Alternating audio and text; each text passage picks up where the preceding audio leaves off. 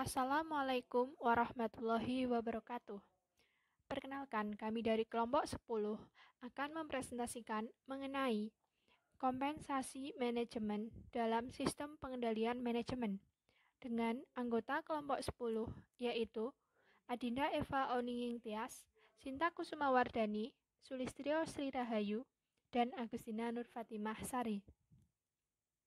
Kompensasi manajemen dibuat berdasarkan laporan keuangan yang sampai dengan saat ini disepakati periodenya selama 1 tahun. Mekanisme dari kompensasi dan sistem kompensasi ini merupakan sarana untuk memberikan motivasi kepada para anggota organisasi untuk mencapai keselarasan tujuan atau goal congruence. 1. Motivasi manusia.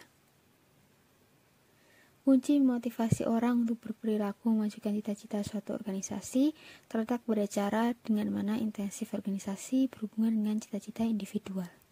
Salah satu tujuan manusia bekerja dalam organisasi adalah memperoleh kompensasi atau balas jasa. Balas jasa merupakan intensif untuk mencapai suatu tujuan pribadi para karyawan. Cara untuk memotivasi seorang individu agar dapat mencapai cita-cita dalam organisasi yaitu dengan intensif organisasi berhubungan dengan cita-cita individual. Penghargaan pribadi bersifat relatif atau situasional. Kompensasi moneter adalah suatu cara penting untuk memenuhi kebutuhan. Namun, di luar tingkat kepuasan tertentu, jumlah kompensasi tidak selalu sama pentingnya seperti penghargaan non-moneter. Jika manajemen senior menganggap sistem pengendalian manajemen adalah penting, maka manajer operasi juga akan menganggapnya penting. Jika manajemen senior tidak terlalu memperhatikan sistem tersebut, maka manajemen operasi juga akan melakukan hal yang sama. Yang kedua, ada karakteristik rencana kompensasi insentif. Bentuk kompensasi dari seorang manajer terdiri dari yang pertama, gaji yaitu imbalan yang sudah ditetapkan oleh perusahaan. Yang kedua, tunjangan yaitu imbalan yang diberikan karena loyalitas, pemberian, ide, dan lain-lain. Yang ketiga, kompensasi yaitu imbalan tambahan yang diberikan karena prestasi kerja. Misalnya, perusahaan menargetkan penjualan mobil 50 unit mobil dalam sebulan. Tetapi, jika mampu menjual 60 unit mobil, maka akan mendapatkan tambahan penghasilan yang berupa kompensasi.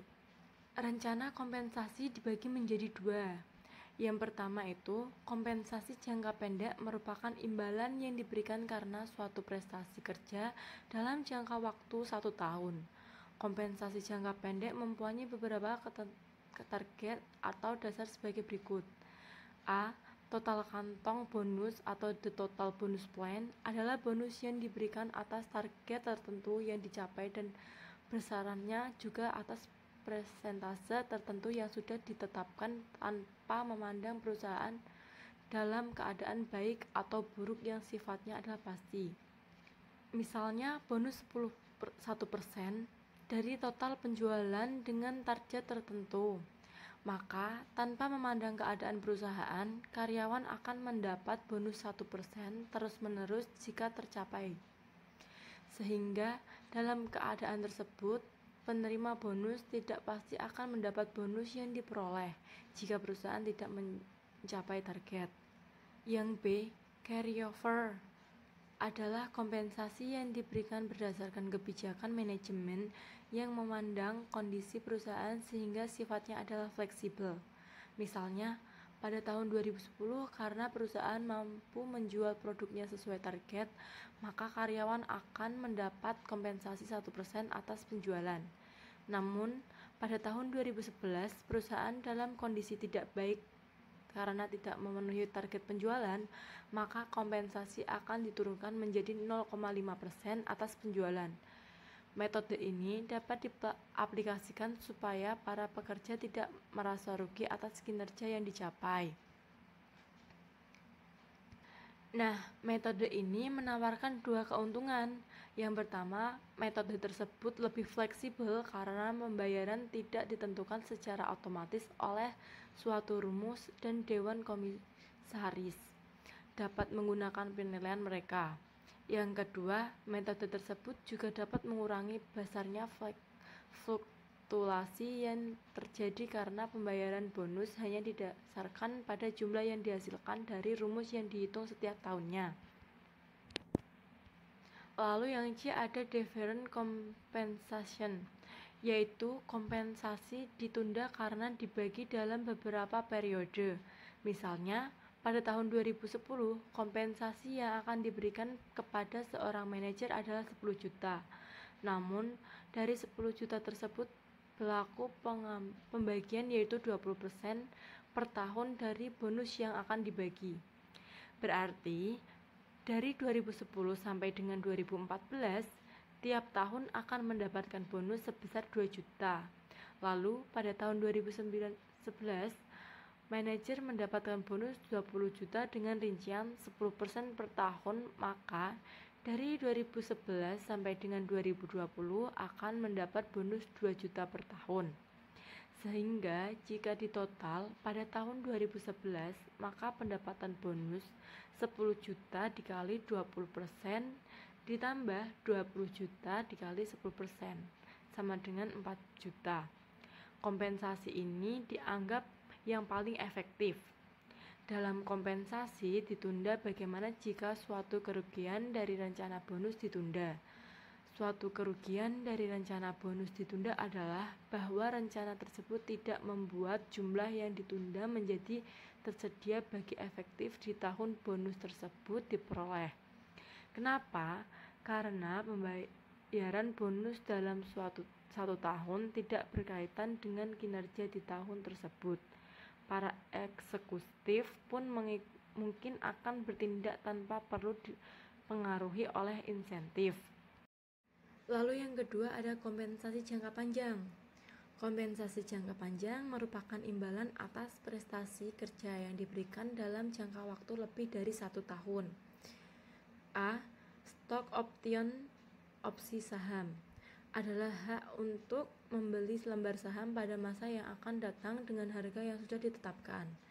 Misalnya, pada tahun 2010, manajer mempunyai kontrak untuk membeli saham seharga 1.000 per lembar.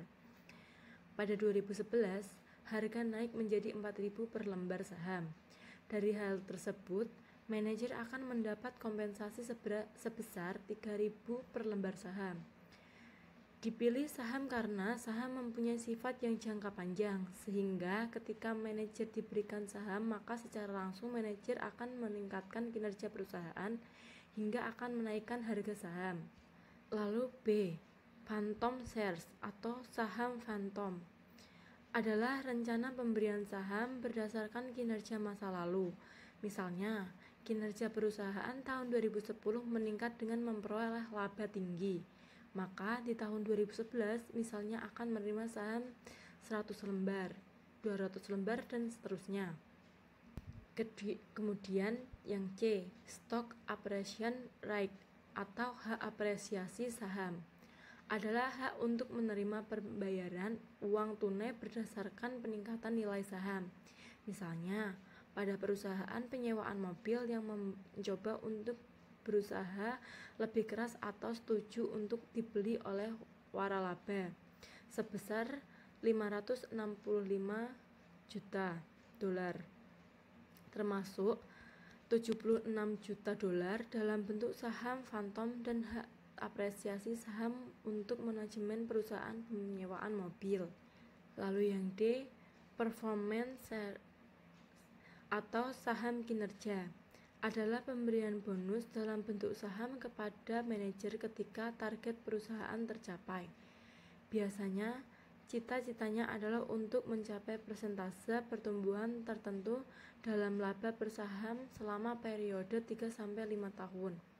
Oleh karena itu, rencana ini tidak dipengaruhi oleh harga saham. Keunggulan dari rencana ini dibandingkan dengan opsi saham adalah bahwa eksekutif dapat mengendalikan paling tidak sebagian. Lalu yang E, performance unit, adalah pemberian bonus secara tunai ketika target perusahaan tercapai. Selanjutnya ada insentif pejabat kantor pusat, yang dimana dalam insentif pejabat kantor pusat, setiap pejabat kantor pusat atau korporat kecuali CEO bertanggung jawab sebagian atas kinerja seluruh perusahaan, yang dimana para pejabat korporat ini dimotivasi dan berhak untuk menerima suatu bonus untuk kinerja yang baik. Untuk menstimulasi motivasi, CEO biasanya mendasarkan penghargaan pada penilaian terhadap kinerja masing-masing orang. Biasanya penilaian ini tentu saja bersifat subjektif. Beberapa perusahaan menggunakan manajemen berdasarkan tujuan di mana tujuan tertentu disetujui bersama di awal tahun dan pencapaiannya oleh CEO. Lalu selanjutnya ada kompensasi CEO, yang dimana kompensasi CEO ini biasanya didiskusikan oleh komite kompensasi Dewan Komisaris setelah CEO tersebut mempresentasikan rekomendasi untuk kompensasi bawahannya. Sikap umum CEO terhadap presentasi yang sesuai untuk kompensasi insentif di suatu tahun sangatlah jelas dari presentasi ini. Dalam kondisi umum, komite tersebut mungkin hanya menerapkan presentasi yang sama untuk kompensasi CEO tersebut. Namun kompensasi yang diterima CEO tergantung pada kinerja CEO itu sendiri dan diskusi komite kompensasi Dewan Komisaris. Kompensasi manajemen unit bisnis. Dalam kompensasi ini terdapat jenis kompensasi, yaitu kompensasi keuangan dan kompensasi psikologi dan sosial. Untuk kompensasi keuangan, yaitu berupa kenaikan gaji, bonus atas penjualan, tunjangan, pemberian fasilitas kerja, dan lain-lain. Sedangkan untuk kompensasi psikologi dan sosial itu berupa promosi jabatan, tambahan tanggung jawab, dan lokasi kerja yang lebih baik. Kemudian ada juga besarnya bonus yang berhubungan dengan gaji. Terbagi menjadi dua, yaitu bonus tetap dan bonus variabel. Bonus tetap yaitu bonus yang ditentukan sejak awal dengan tidak memandang apakah perusahaan dalam kondisi baik atau buruk. Misalnya, tunjangan hari raya dan gaji ke-13. Sedangkan untuk bonus variabel yaitu bonus yang diberikan secara fleksibel. Filosofi dengan bonus variabel ini, meskipun dipilih orang-orang yang terbaik, akan tetapi kinerja mereka belum tentu meningkat dilihat dari peningkatan laba perusahaan. Maka akan diberikan bonus besar jika memang mempunyai kinerja yang mampu mencapai target dan tidak akan diberikan bonus jika memang belum mencapai target. Yang ketiga yaitu cut-off level, yaitu batasan bonus yang akan diberikan kepada karyawan. Batas tersebut mempunyai batas atas dan batas bawah, supaya karyawan dan perusahaan tidak dirugikan. Misalnya, tahun 2010 mampu mencapai target penjualan 2.000 unit motor, maka secara otomatis akan mendapatkan bonus. Bonus tersebut diberi jika batas atasnya yaitu titik maksimal adalah 5% dan atau dengan rupiah sebesar 50 juta per divisi. Sama halnya dengan batas bawah bonus. Cut-off level ini akan mempunyai masalah jika digunakan, yaitu jika seorang karyawan meyakini bahwa batas atas bonus telah dicapai karena kinerjanya yang tinggi, maka kinerjanya akan menurun di kemudian hari sehingga akan menunda pekerjaannya. Selanjutnya yang keempat, insentif manajer unit bisnis. A. Ukuran bonus relatif terhadap gaji. Ada dua paham pemikiran mengenai cara untuk membaurkan penghargaan tetap atau gaji dan tunjangan dengan penghargaan variabel atau bonus insentif dalam total kompensasi manajer. Paham yang satu menyatakan bahwa perusahaan merekrut orang-orang yang baik, membayarnya dengan baik, dan kemudian mengharapkan kinerja yang baik. Perusahaan yang menurut paham ini menekan pada gaji dan bukan bonus insentif. Paham yang satunya yaitu pembayaran berdasarkan kinerja yang merekrut orang baik, mengharapkan kinerja yang baik, lalu membayar mereka dengan baik jika kinerja benar-benar baik. Yang B, dasar bonus. Bonus insentif seorang manajer unit bisnis dapat didasarkan hanya pada total laba korporat dan pada laba unit bisnis atau campuran keduanya. Salah satu argumen untuk mengaitkan bonus ke kinerja unit adalah bahwa keputusan dan tindakan manajer tersebut telah berdampak secara langsung pada unitnya sendiri dan bukan pada unit bisnis yang lain. Kemudian yang C ada kriteria kinerja. Jika unit bisnis tersebut adalah suatu pusat laba, memiliki kriteria keuangan dapat mencakup margin kontribusi, laba langsung unit bisnis, laba unit bisnis yang dapat dikendalikan, laba sebelum pajak, dan juga laba bersih. Jika unit tersebut adalah pusat investasi, maka keputusan perlu dibuat di 3 area. Yang pertama, definisi laba, yang kedua, definisi investasi, dan yang ketiga, pilihan antara tingkat pengembalian atas investasi dan EVA. Jika menjadi pusat pertanggungjawaban adalah pusat pendapatan, kriteria keuangan akan menjadi volume penjualan atau dolar penjualan. Kriteria keuangan ini dapat dikendalikan.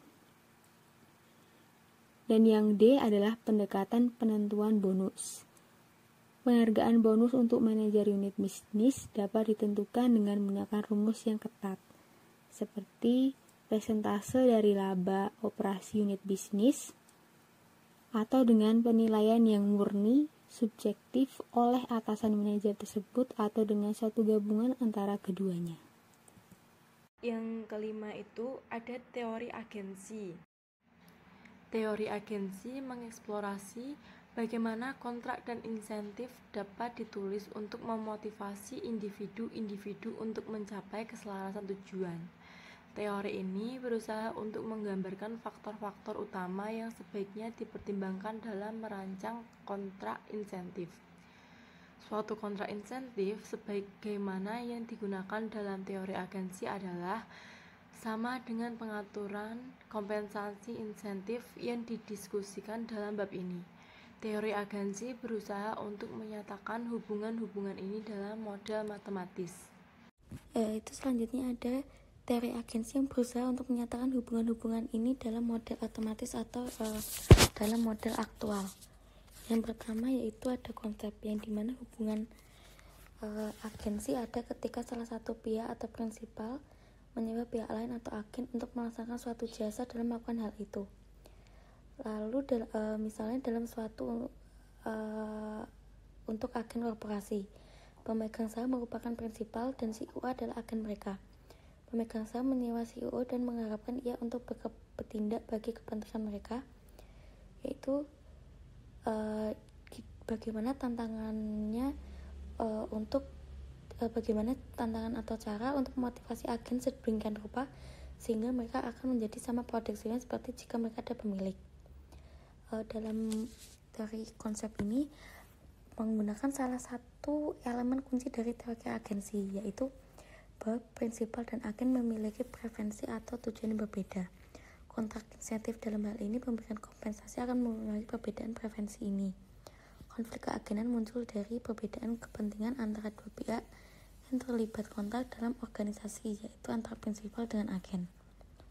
Lalu selanjutnya yang kedua ada mekanisme pengendalian, yang dimana para penganut teori ini menyatakan bahwa ada dua cara utama untuk menangani masalah-masalah dari perbedaan tujuan dan asimetris informasi. Yang pertama ada pemantauan, yaitu prinsipal dapat merancang sistem pengendalian yang memantau tindakan agen, menghalangi tindakan yang meningkatkan kekayaan agen dengan mengorbankan kepentingan prinsipal. Yang kedua ada kontrak insentif, yaitu prinsipal ini mungkin mencoba untuk membatasi perbedaan preferensi dengan menetapkan kontrak insentif yang sesuai. Lalu yang terakhir ada kritik. Yang ketiga ada kritik, yang dimana ada manajer yang menggunakan hasil dari teori agensi untuk membuat kompensasi yang lebih baik tapi tidak mengetahui teori agensi. Elemen dalam teori agensi tidak dapat didekualifikasi dan hanya memasukkan beberapa elemen. Elemen dalam teori agensi menyediakan hubungan atasan dan bawahan, yang dimana hanya memasukkan beberapa elemen, dan teori agensi ini mengabaikan faktor yang mempengaruhi kepribadian, motif dan keuangan, kepercayaan prinsipal terhadap klien, dan sebagainya. Baiklah, sekian yang dapat kami presentasikan mengenai kompensasi manajemen. Apabila ada kurang dan lebihnya, kami mohon maaf. Kami akhiri. Wassalamualaikum warahmatullahi wabarakatuh.